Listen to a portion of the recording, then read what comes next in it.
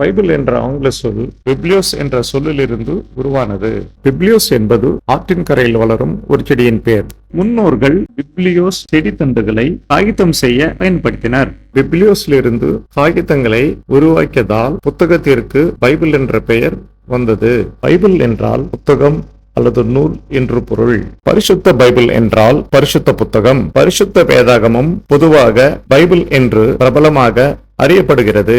Scriptures கடவுளால் வெளிப்படுத்தப்பட்ட எழுத்துகள் ஆங்கிலத்தில் ஸ்கிரிப்சர்ஸ் என்று அழைக்கப்படுகின்றன.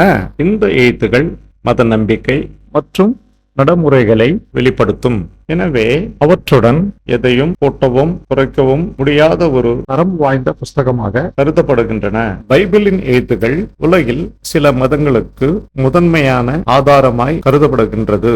ஏற்பாடு பரஸ்பர நன்மைக்காக இரு தரப்பினருக்கும் இடையிலான ஒப்பந்தம், உடன்படிக்கை எனப்படும். பதிவு செய்யப்பட்ட ஒருவரது விருப்பத்தை பிறரால் ஏற்றுக்கொள்வதன் மூலம் ஒருவரிடமிருந்து மற்றொருவருக்கு நன்மைகள் மாற்றப்படும் ஒப்பந்தம் ஏற்பாடு ஆகும். ஏற்பாடு ஒருவரின் நோக்கங்களை நிறைவேற்றுவதாகும். கடவுள் மனித குலத்திற்கு செய்த 2 ஏற்பாடுகள் பைபிளில் உள்ளன.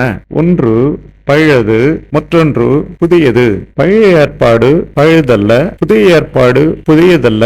அவை சத்தியத்தின் விரிவாக்கங்கள். பழைய ஏற்பாடு மனித அமைப்பை, புதிய ஏற்பாடு தெய்வீக அமைப்பை தெளிவுபடுத்தியது. பழைய ஏற்பாடு கிறிஸ்துவுக்கு முன்னும், புதிய ஏற்பாடு கிறிஸ்துவுக்கு பின்னும் எழுதப்பட்டது. பழைய ஏற்பாடு இயேசு கிறிஸ்துவால் மேம்படுத்தப்பட்டு புதிய ஏற்பாடாக மாற்றப்பட்டது.